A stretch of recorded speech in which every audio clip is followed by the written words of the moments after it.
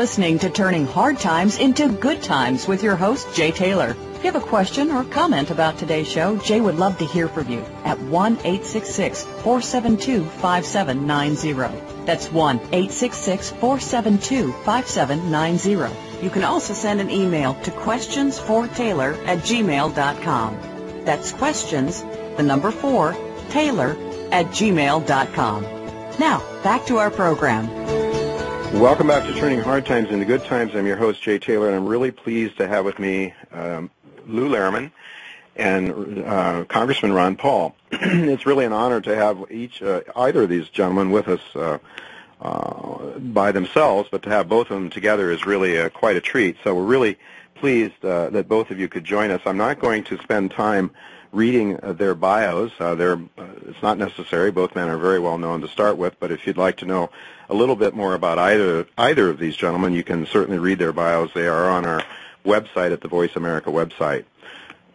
Welcome, both of you, Mr. Lehrman and Congressman Paul, to Turning Hard Times into Good Times. Thank you, Jay. Good to be with you today. It's really a delight to have you both. I'd like to maybe start out a little bit. Of course, we want to talk about moving forward to a new gold standard, one that works for this time in our history. And I want to get the views of both of you in terms of how we get from here to there, because I'm starting out with the premise that we are better off with honest money than dishonest money, and that the dishonest money that we've had has gotten us into a lot of trouble. And I think we're all on the same page with regard to that. But if we could go back to history a little bit and just ask either of you to respond to this. Why did Roosevelt think he needed to take the right to own gold away from the American people back in 1932? Lou, would you care to help us with that?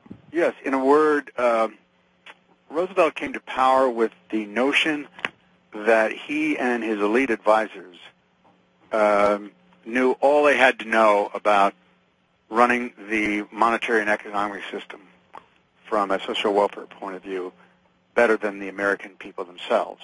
By taking the gold owned by the American people from them, he took the regulating power over the supply of money out of the hands of the people.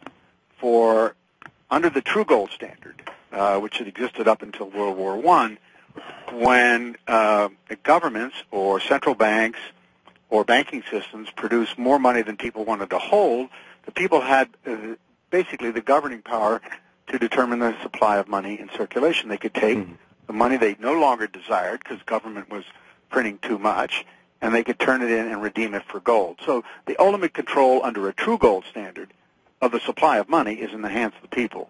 Roosevelt and or his advisors recognized this, and I think that is one of the many, but maybe the most important reason for the expropriation that they carried out. Ron, would you have anything to add to that? Yeah, I would certainly go along with what Lou just said. But I see gold as being important because it provides a restraining effect on those who want big government. And obviously when Roosevelt came into power, his motivation was for a lot bigger government, a lot more printing money, a lot more debt, and somebody to buy this debt up. So people who like big government cannot stand the gold standard. So they wanted to, because it's a restrainer. But if you're for big government, you have to get rid of the gold standard. So it started to be undermined as early as the Fed was started in 1913. But obviously in the 30s, they get into trouble. They didn't blame the Federal Reserve.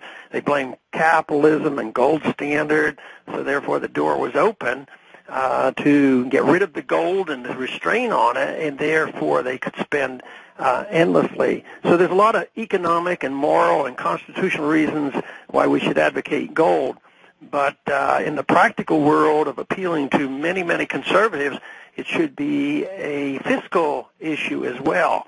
Because today, if you didn't have the automatic monetization of debt by the Federal Reserve and you had sound money, believe me, there wouldn't be a deficit problem because interest rates would go up and the Congress would have to quit spending money. Today, though, we can delay the inevitable and just let them print the money and cause the problems to linger and actually get much worse in the meantime. Yeah, we can delay the inevitable, but there is the inevitable that we're still having to deal with, and it seems as though we're getting closer and closer to that day of reckoning, as they say. Well, if big government was the reason for Roosevelt taking us off the gold standard, why did Nixon close the international standard in 1971? Ron, would you care to opine on that? Well, it's because we did live way beyond our means, and it was a farce to say that our dollar was as good as gold at $35 an ounce. So that was international restraint. And it seems that history shows that when governments abuse their money and they pretend they're on a gold standard, they eventually quit, because if they don't, all the gold will be gone. So we had nearly, I guess, over 500 million ounces. We got down under 300 million. They knew it was coming, and they couldn't go through this pretense anymore.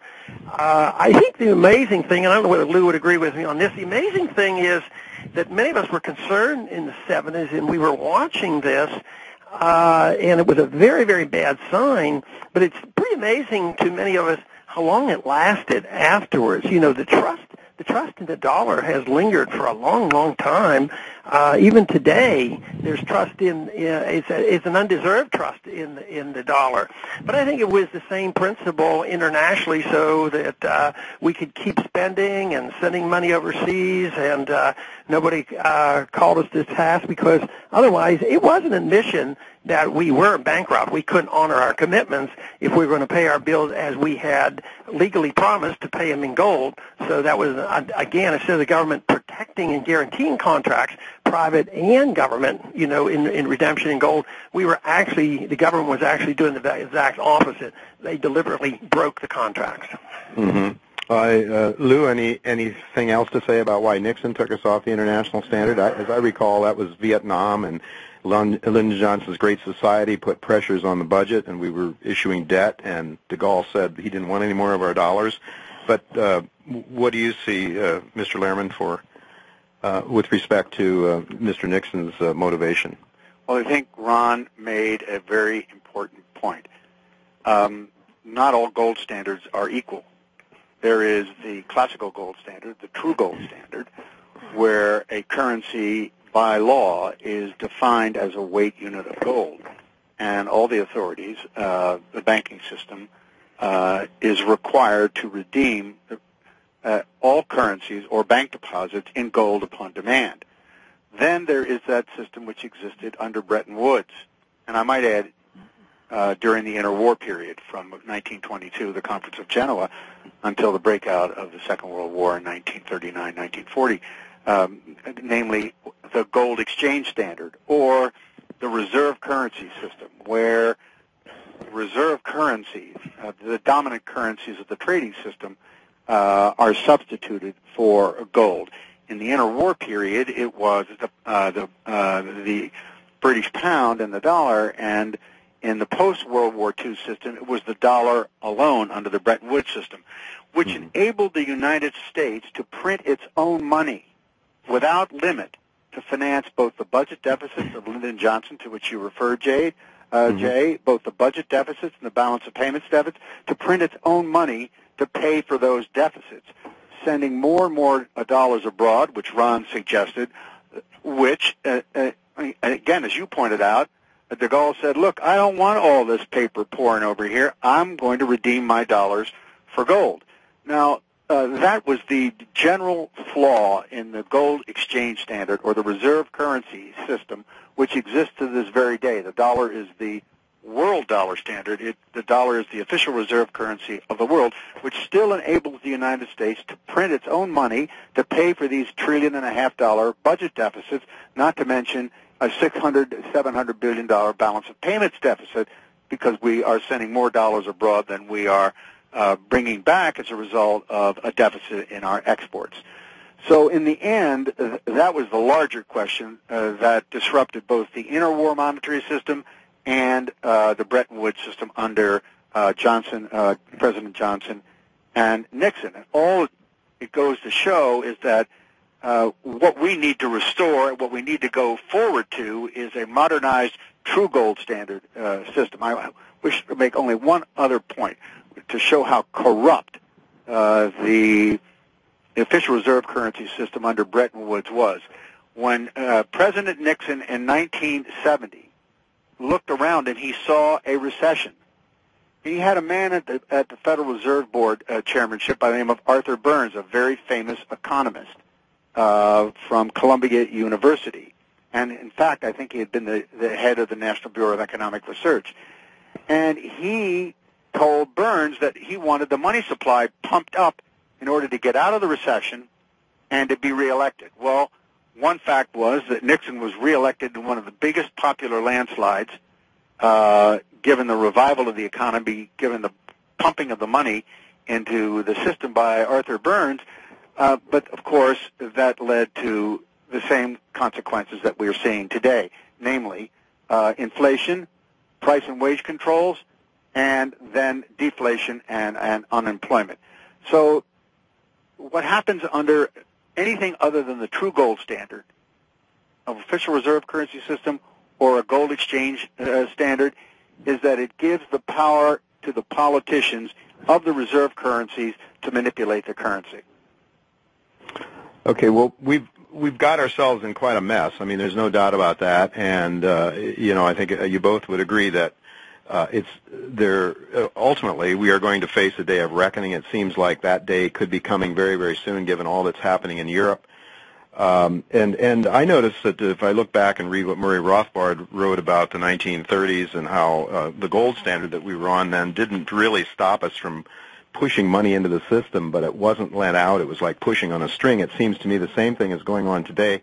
Huge amounts of money sitting in the banking system is not getting lent out. We had Walker Todd on this show last week, who's a former Federal Reserve lawyer and economist, who suggested, and he, by the way, is also very much interested and believes we need to go back on a gold standard, but he believes the only way of getting out of this mess right now is for the federal government to guarantee to the banks some sort of major lending program for student loans or one thing or another.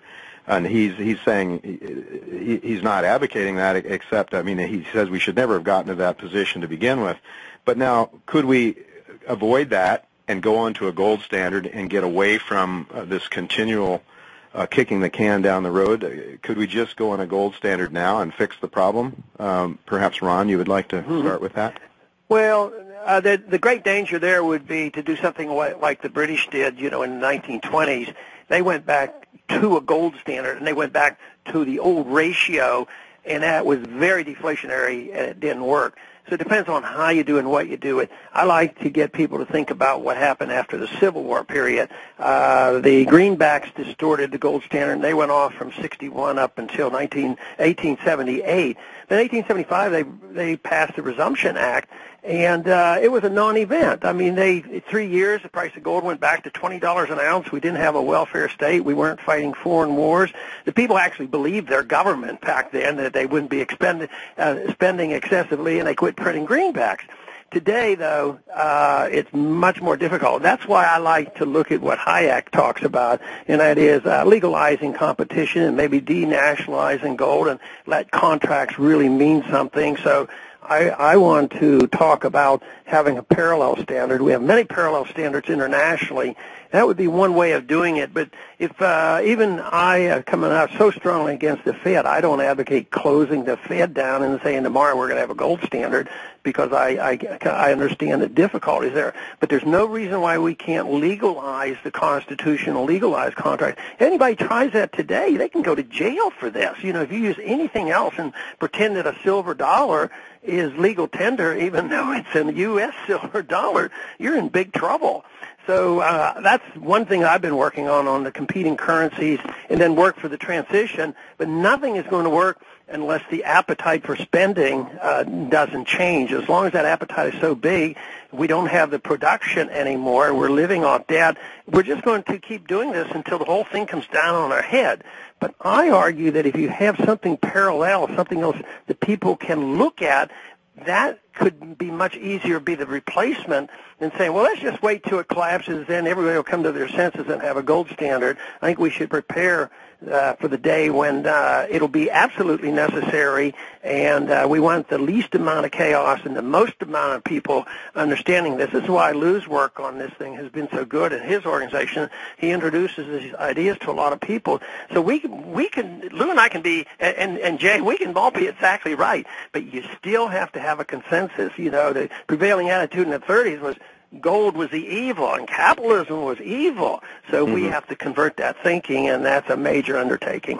It's a major undertaking, Ron, but you certainly have done a great job, I think, in helping people to start to see that, understand the truth about those issues about free market capitalism and how a sound monetary, honest monetary system is necessary to have that. I would say we do want to get to this notion of how do we get from here to there? How do we get back to or let's say, I know I have to keep saying this to myself. I need to correct myself. How do we move forward to a gold standard that works for today? Because I think, Ron, as I read over the case for gold, and you and Lou wrote the minority opinion, you made the point then, even back in 1982, that it was very important that we have a gold standard, or that we go to one that really is right for the time.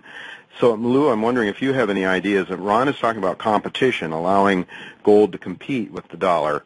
How would you implement, or do you have some thoughts about how we can go forward to a gold standard? Well, I do, Jay, and Ron was generous enough to refer to the book I just published called it The True Gold Standard. And there I try to lay out the steps of how we get from here to there. And may I say right at the beginning that it's important to remember that in 1913, when the Federal Reserve Act was passed, America was on the gold standard. In a word, the Federal Reserve Act and the Federal Reserve System was made for the gold standard, not the gold standard for the Federal Reserve, nor the Federal Reserve for the unhinged paper money system that we have today.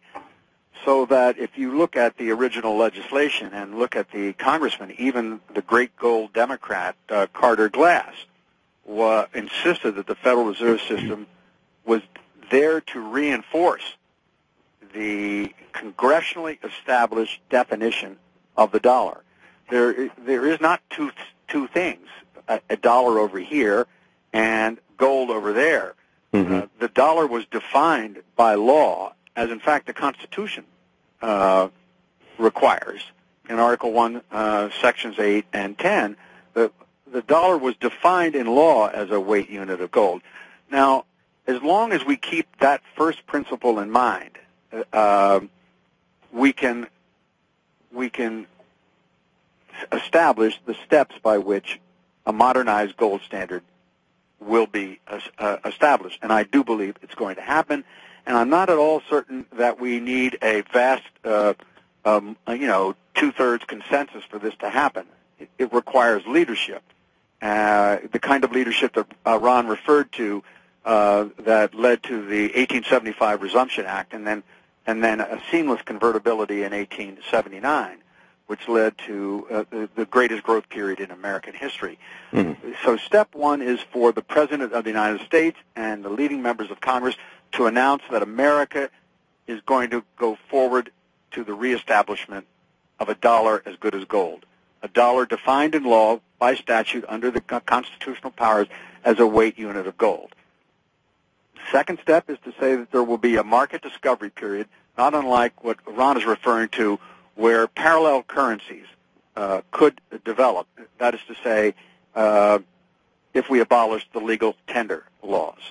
The third step would be, after the market discovery period, letting millions, billions of people understand that America was finally going to take the lead again to establish an honest money, a sound dollar.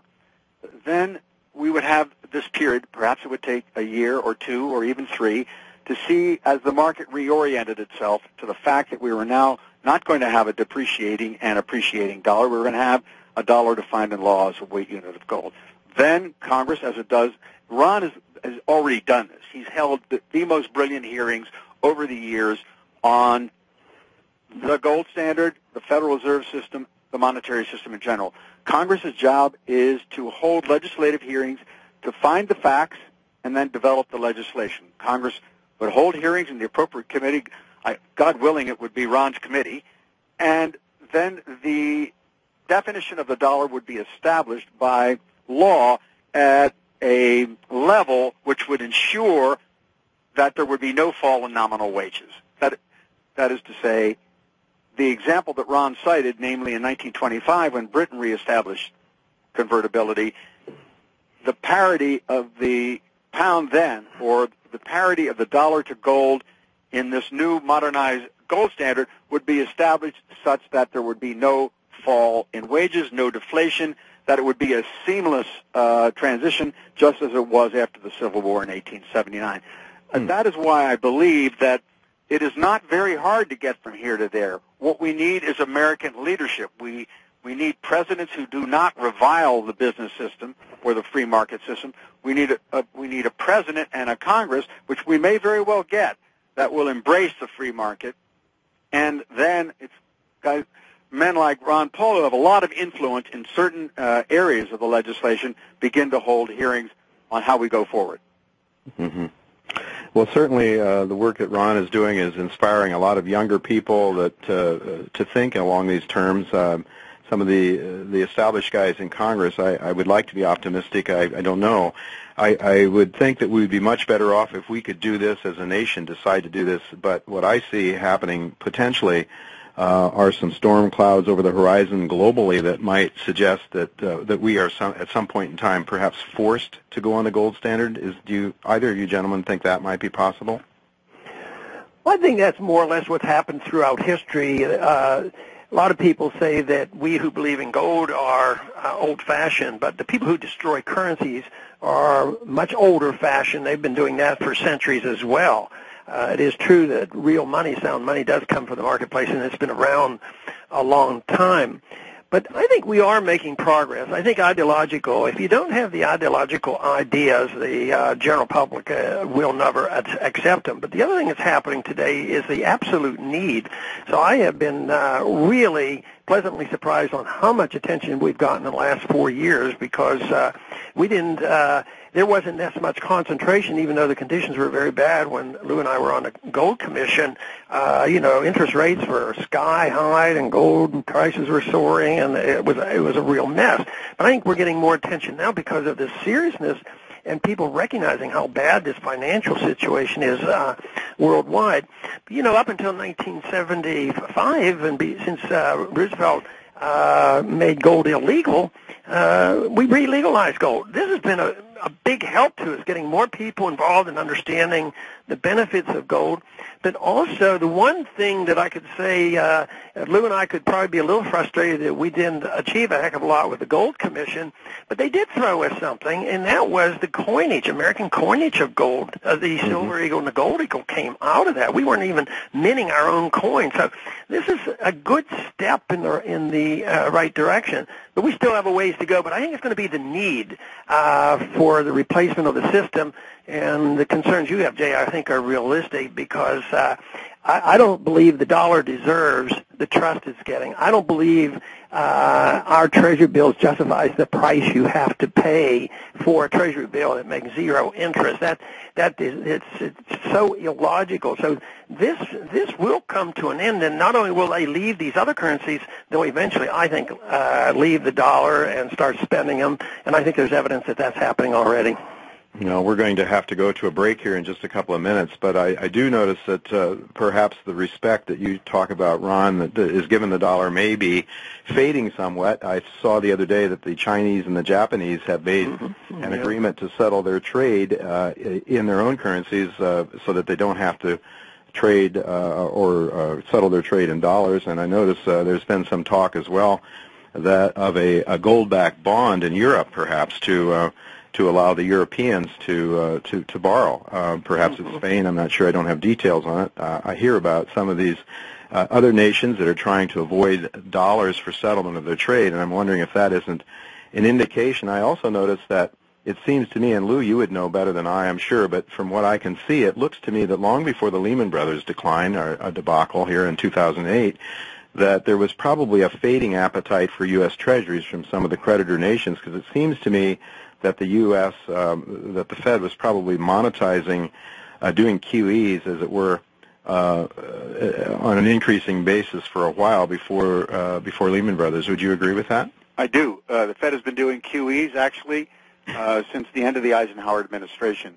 It's just the fashion of the vocabulary of monetary economists who don't know their history, which has caused QE1, QE2, potentially QE3 to be thought as an innovation. This is what the Federal Reserve has been doing ever since the end of the Eisenhower administration. I want to say one other thing that takes off from a point that both you and Ron suggested about the world money crisis, which we are now facing.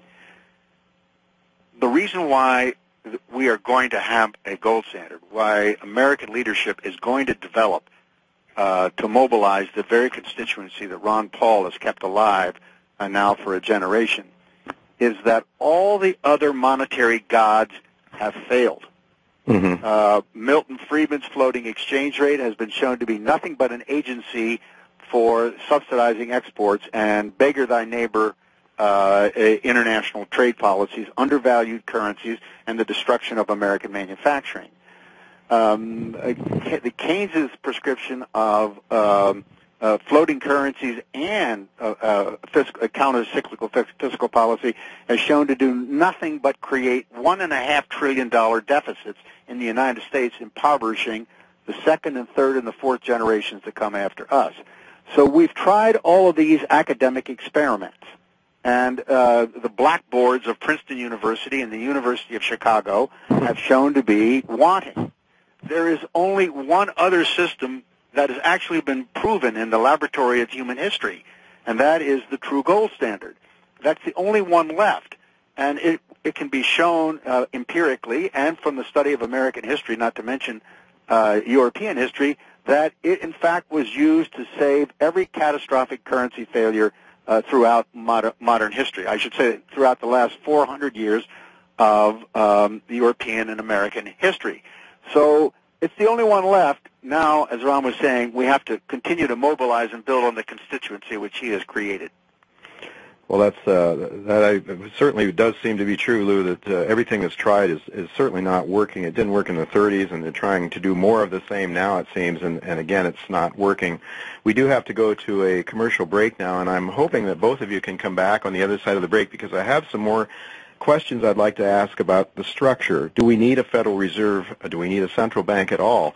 If we do, should the currency be totally backed with gold, or can there be fractional reserve banking? Questions like that I'd like to get to. So if we can have you both back after... Excuse me, Jay, because I do have to sign off at the top of the hour, but I want to thank you for having me on. It's great to talk to Lou again, and we certainly will be following this up, I'm sure. Okay, thank you very much, Ron. Okay, See folks, you soon, we'll be right Ron. back. Okay, Lou. Good to talk to you.